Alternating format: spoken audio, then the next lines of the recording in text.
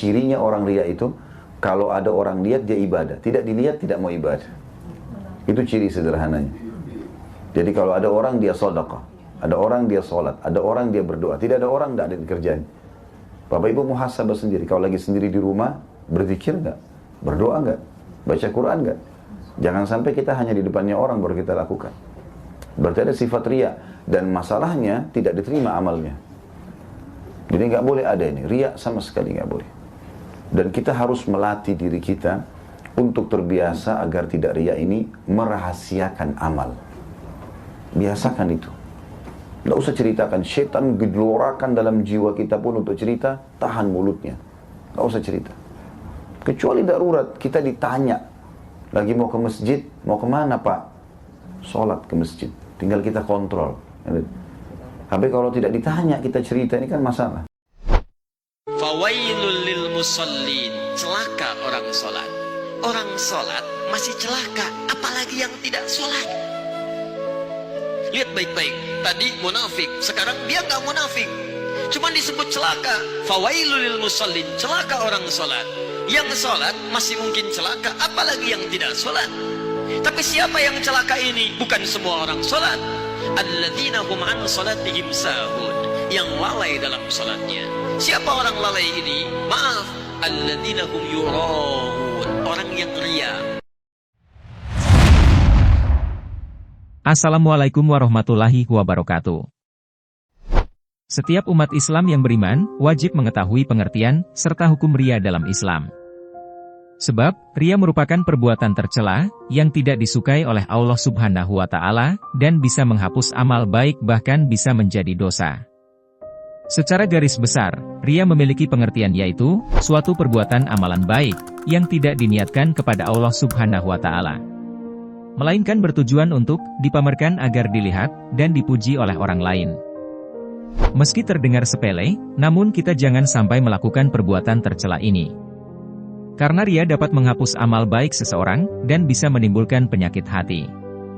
Sebagai seorang muslim, tentu kita harus mengenali sifat buruk ini, dan berusaha menghindarinya. Ria berasal dari kata, arya'u, yang berarti memperlihatkan, atau pamer. Sedangkan, ria secara istilah adalah, perbuatan tercela yang bertujuan untuk memperlihatkan, atau memamerkan perbuatan baik, maupun barang tertentu kepada orang lain. Dengan tujuan agar mendapat pujian. Allah Subhanahu wa Ta'ala, sejatinya telah melarang umatnya agar tidak berbuat ria. Lantaran perbuatan buruk ini, bisa menghapuskan pahala kebaikanmu serta dapat menyakiti perasaan orang lain.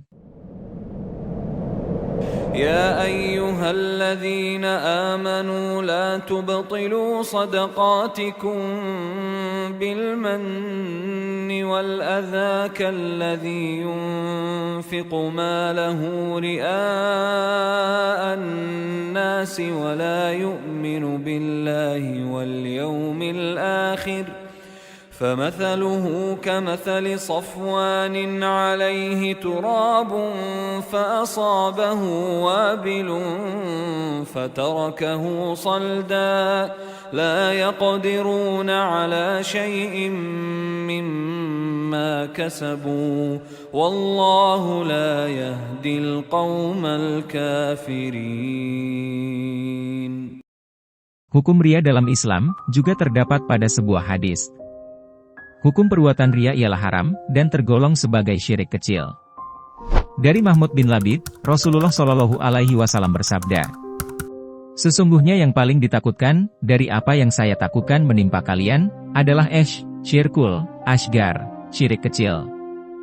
Maka para sahabat bertanya, apa yang dimaksud dengan syirkul asgar? Nabi Shallallahu Alaihi Wasallam menjawab, arya. Beliau juga mengajarkan untuk beramal, dengan niat semata-mata hanya karena Allah Subhanahu wa Ta'ala. Rasulullah Shallallahu Alaihi Wasallam bersabda, sesungguhnya, amalan itu tergantung pada niatnya, dan sesungguhnya amalan seseorang itu, akan dibalas sesuai dengan apa yang ia niatkan. Muttafaqun alaihi. Ria terbagi menjadi dua, yakni 1. Ria holis, ria perbuatan. Pengertian ria holis adalah, ria dalam perbuatan. Ria jenis ini dimaksudkan untuk melakukan ibadah semata-mata, hanya untuk bisa mendapatkan perhatian, serta pujian dari orang lain. Tujuannya adalah, bisa diperhatikan serta mendapat pujian. Ria holis terbagi lagi, menjadi beberapa macam, yakni ria badan. Misalnya memamerkan bentuk tubuh langsing, dengan alasan rajin puasa. Ria ucapan. Misalnya melantunkan ayat-ayat Al-Quran, dengan suara merdu serta fasih di hadapan orang agar dipuji. Ria pakaian. Misalnya berhijab panjang, hanya agar dianggap sebagai orang taat beragama atau alim. 2. Ria syirik, ria niat. Ria jenis ini pun patut dihindari, adapun pengertiannya ialah, perbuatan yang dilakukan atas niat untuk menjalankan perintah Allah. Namun di sisi lain, juga dilandasi dengan niat agar mendapat perhatian dari orang lain sekaligus. Cara menghindari ria. Hukum ria dalam Islam adalah haram, oleh sebab itu kita wajib menghindarinya. Berikut cara menghindari ria. 1. Niatkan beribadah hanya untuk Allah Subhanahu wa Ta'ala semata. 2. Selalu mengingat Allah kapanpun, dimanapun. 3. Kendalikan hati, agar tidak mudah terbuai dengan pujian orang lain. 4. Menyembunyikan amal kebaikan, layaknya menyembunyikan aib kita. 5. Berdoa, dan memohon pertolongan kepada Allah Subhanahu wa Ta'ala. Ria adalah mengerjakan suatu perbuatan, atau ibadah untuk mendapatkan pujian dari orang lain, bukan karena Allah semata. Orang ria, tidak ikhlas dalam beramal, ia senantiasa pamer dan cari perhatian supaya mendapat pujian, sanjungan dan pengakuan.